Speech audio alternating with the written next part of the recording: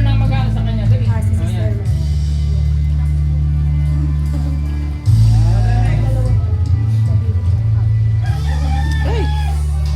Sige, tuloy-tuloy na yan. Dire-diretso na yan, ha. Lapit na lang sa harapan. Tapos, palitan na lang kayo. Palitan. Dire-diretso na yan. Papasahin ko to. Sabi dito sa John 13:14, "Now that I, your Lord and teacher, have washed your feet, you also should wash another's feet." Sabi ng Panginoon dito, ngayon ako, Panginoon nyo ako, hinugasan ko yung mga paa nyo. Pero dapat, sabi niya mga disciple, kayo rin, hugasan nyo rin ang paa ng inyong mga kapwa. Kung si Jesus mismo nagpakumbaba, bakit tayo minsan puno ng pride? Ayaw natin magpatawad, ayaw nating maglingkod. Kung haharap ka kay Lord, masasabi mo ba na naglingkod ka sa Kanya, sa Kanyang mga anak? Tuloy-tuloy niya lang yan, dire-diretso lang.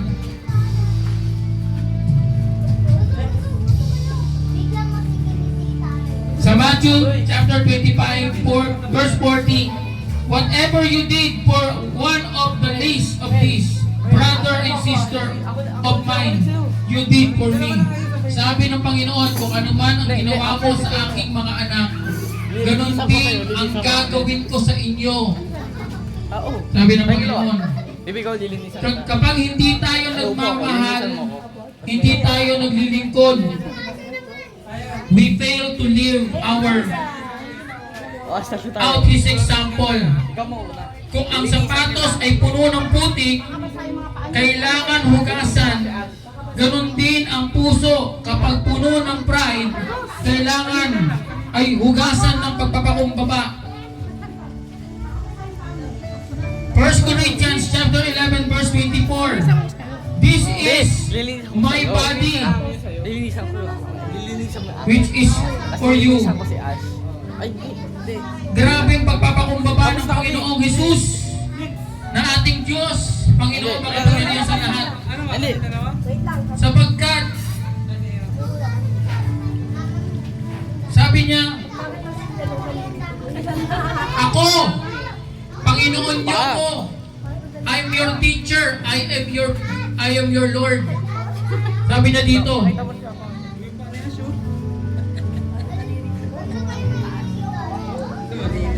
I, the Lord, have washed your feet.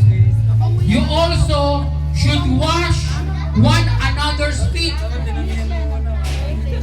Kaya kung meron kayo nakikita kapatiran, at nakikita nyo siya ay lubog sa problema o siya ay kumakaharap sa isang pagsubok, huwag natin siyang tuntsain, kundi tulungan natin.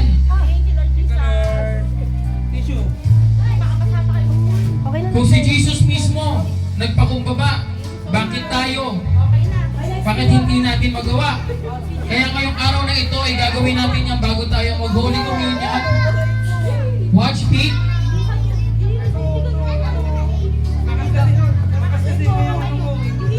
Katulad ng Panginoon ay naglagay ng tubig sa palanggana at hinugasan ng mga paa ng mga alagad.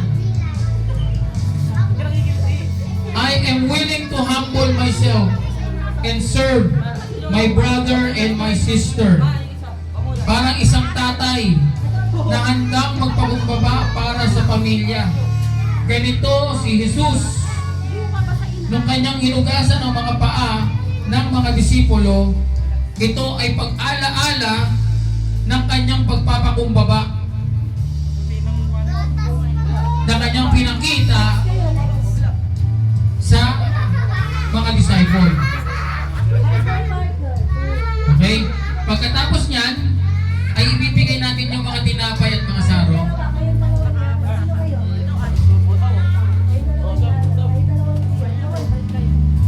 Alam nyo, napakasaya. Bakit? Maliit pa yung church natin eh.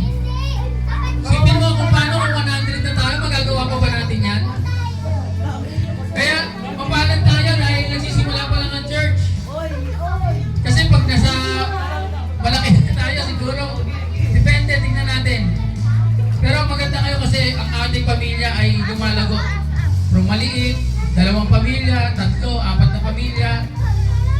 kami lang, pamilya sa bahay.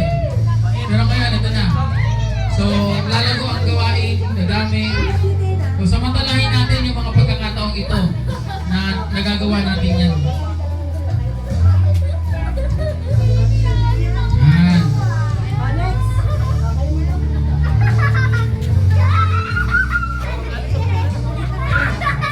So, ang saya nyo. Masaya naman nila.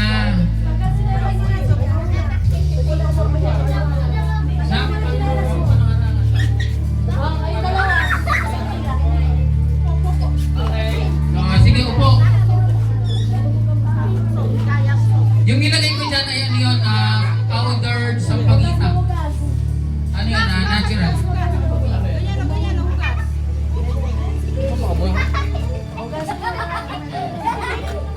Nakikilit yan. Yan. Okay. Sige na, tama. Ikaw magkakamera. T-shirt. Tapos, Balik naman kayo naman. Balik naman kayo. Kapingi pa? Balik naman kayo. Yan. Yan ang pamilyang Word of Life Worship Center Caloocan. tapos hugasan mo sa chin. Lahat tayo dito ay pamilya. Yung wash papa dyan sa May wash pa Papa Jeff ah. Yung dalawa naman. Sige. Mga nga pala yung pa ako, hindi pa naugasan. Gano'n ba sila? Sunod ako kay, kay Aaron kaming ni Aaron. No. Dito ka lang. Hugas, ganun mo chin. Go. Hindi ka mo, ganun mo yung chin. Next nga dito kayo. Yan. Sa mga bata, kaya kayo nagaganyan, nagugas ng paa, is humbleness, pagpapakumbaba. Yan. Alam niyo, maganda ang batang may pagpakumbaba. Kasi may nakita pa kayong bata na sobrang ihapa. Nakakainis. Yung mga bata na to. Dito, search natin ang mga bata dito, humble. Tuturuan natin sila maging magalang, diba? Lalo na sa magulang. Kaya meron silang session doon sa loob minsan. Tinuturuan ng ating Tito Charm para maging batang may takot sa Diyos. Yan, katulad yan. Dito na lalaki yan eh. 10 years from now, ilang taon na yan? Di ba? Sila yung magiging next generation ng gawain ito. Yan. Okay lang. Kaya hindi na ako, alam ko kakain ng oras talaga eh.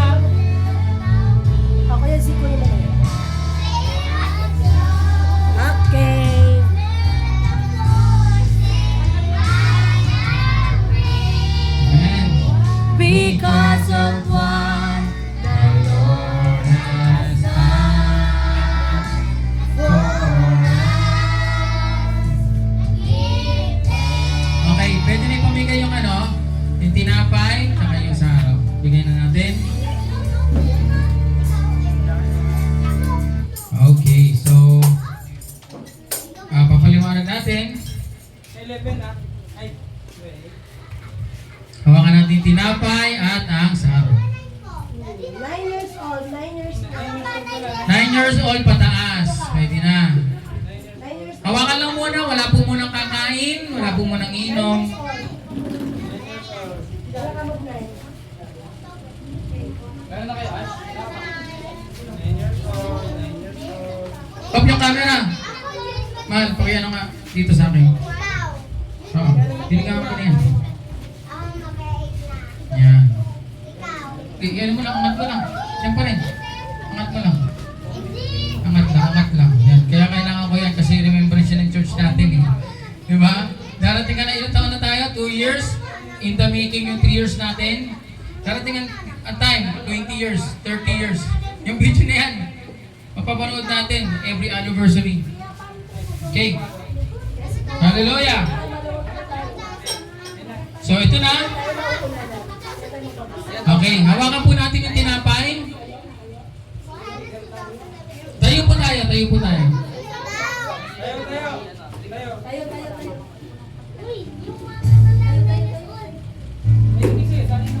Yan, parang ako yung wala.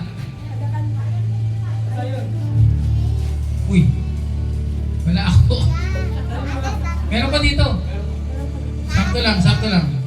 Yan. Meron na rin. Si Pastora wala. Yan, tinapay. Mahal, saan ka na? Pastora. Okay, taas natin tinapay. Sa 1 Corinthians chapter 11 verse 24, sabi ng Panginoon, "This is my body which is for you.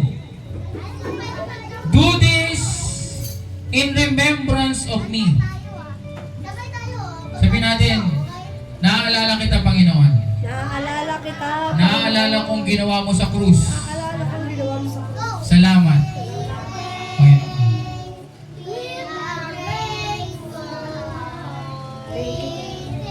Sa regalong ito ang aking katawan na ibinigay para sa inyo. Gawin ninyo ito bilang pag-alaala sa akin. Kainin po natin sabay-sabay. Kainin.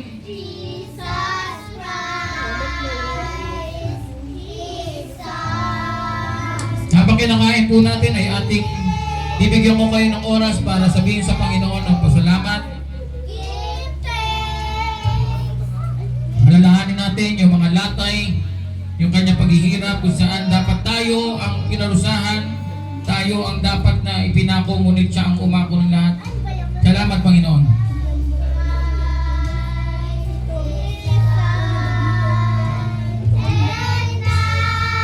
Taas natin ang ating saro. Sabi dito, when you take the cup as a remembrance of His sacrifice, this is a new covenant. For the blood of the Lord is precious and given to us. Bread and cup remind us of the cross. Jesus redeemed the world. Sabi sa Isaiah 53:5, by His wound, we are healed. Sa kanyang sugat at latay, sa kanyang dugo na nabuhos sa krus, tayo ay pinagaling sa ating karamdaman. Yan may physical na kasakit o spiritual, ikaw ay magaling na. Sabihin mo, magaling na ako. Magaling na ako. Sabay-sabay po natin inumin. Bigyan ko kayo ng segundo, 10 seconds to say thank you to our Lord Jesus Christ. Magaling sa amin sa kapwa.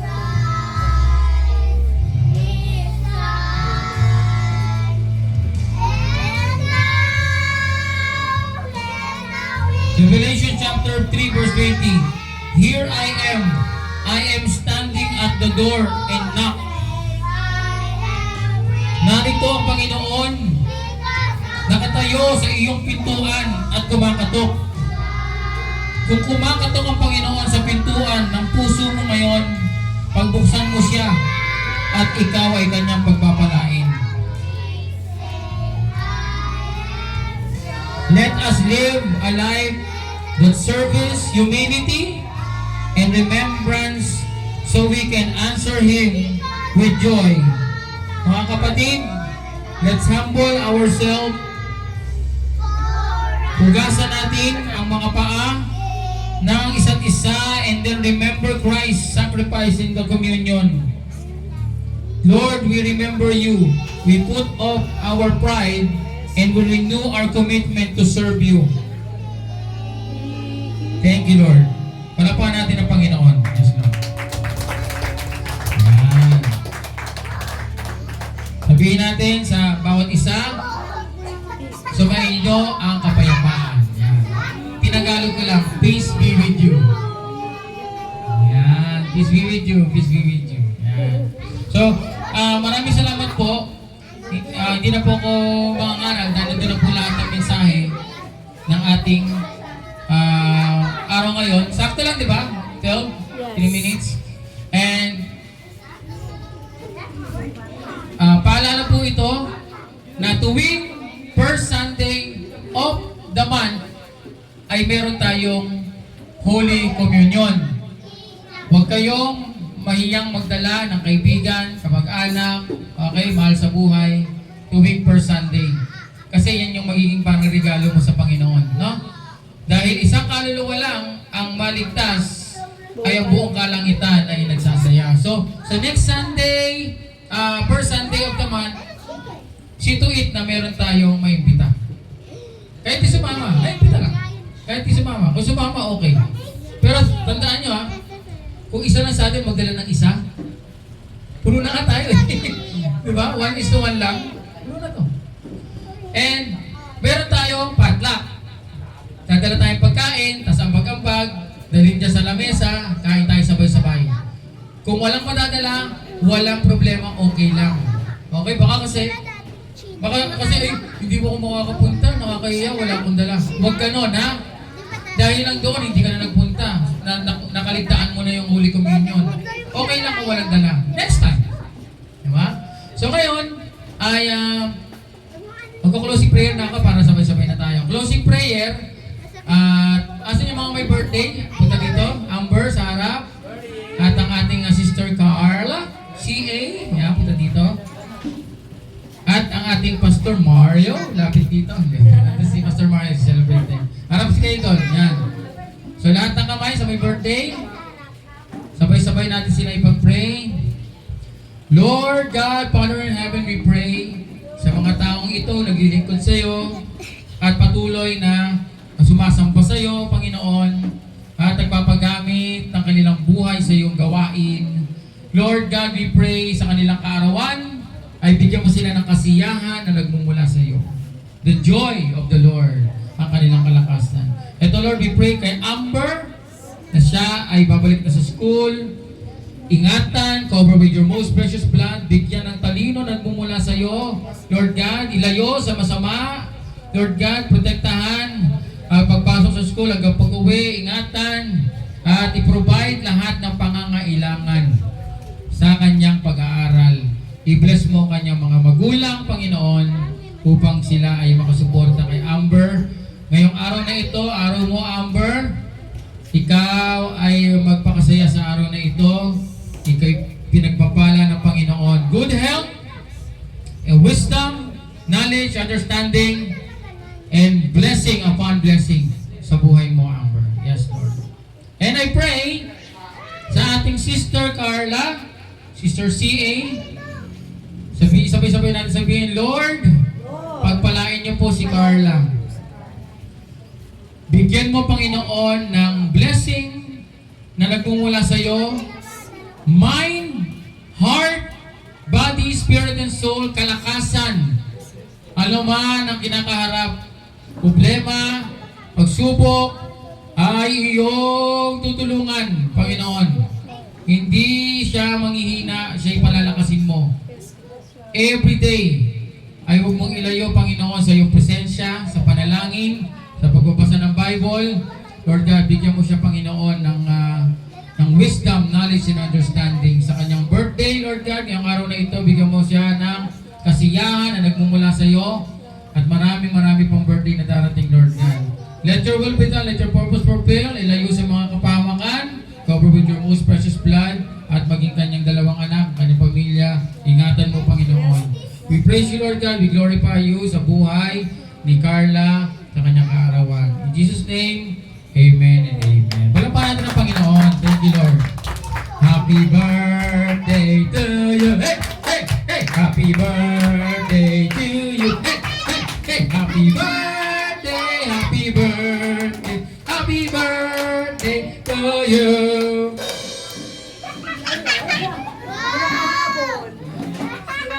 Siyempre naman ang ating Sister Maria, pray over. Ito, napakasipag. Simula nung last year, wala pang liban to. Laging nag-a-attend. Kung nalilate man, acceptable. Kasi maraming inaasikaso mga papers dahil papo-opera. At Sister Maria, we love you. Mahal na mahal ka namin. Mahal na mahal ka ng Panginoon. Tuloy-tuloy lang tayo sa pagsamba at papuri sa Panginoon at paglilingkod. Ikaw ay magiging part ng ushering.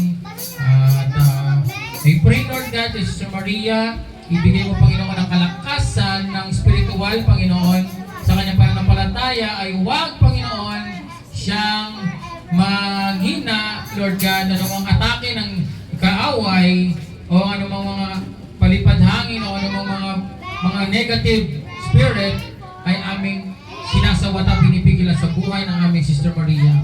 And we pray for blessing, financial blessing, good health, Lord God, at maging successful ang kanyang operation sa kanyang kanang mata. At salamat sa operation sa kaliwang mata niya ay umukay na, nakakakita ng malinaw, Lord. Pagpalain mo, Sister Maria namin, patuloy mo palakasin at makasama namin sa gawain. In Jesus' name, we pray. Amen and amen. Thank you, Lord. Okay. So, lamesa, lagay natin dito. Long table yan, ha? Sayang na, yung long table natin. Samuel, tatlo kayo, magtulong-tulong kayo. Yung lamesa, lagay dito. Okay, bago ang lahat, tayo manatili muna sa ating kinatatayan at tayo manalangin. Lord, salamat, Panginoon, sa araw na ito. Tunay nga, Panginoon, ikaw ang siyang nanguna sa bawat isa. Pagpalain mo po ang mga tao na narito kasi pasamantala namin pag-iwalay. Mamaya, sa aming pag-uwi, ikaw, Panginoon, gumabay sa bawat isa. Shield with your most precious, maglabyan ng kalakasan sa susunod na 6 na araw, Panginoon, na kakaharapin sa buhay. And I pray, Panginoon, sa aming kakainin, nawa kami mabusog, maging masaya ang aming fellowshipping. And salamat, Panginoon, sa nagluto, Panginoon, pagpalain mo siya. At maraming salamat sa bawat isa na narito. We thank you, God, in Jesus' name. Amen. Sabay-sabay tayong sumayaw sa Panginoon.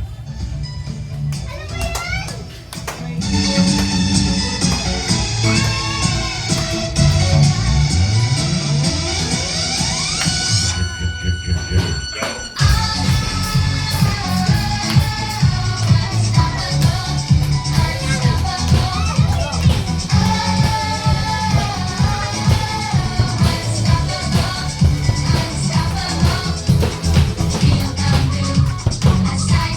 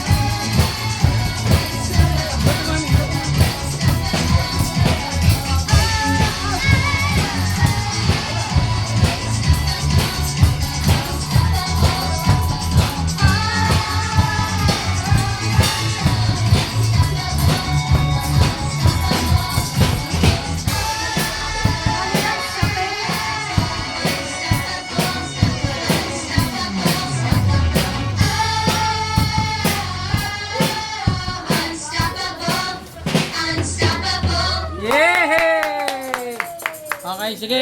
Maghintay lang. Upo, lagay pa pagkain dyan. Lalagay na lang dyan, ha? O, tabi, Hana.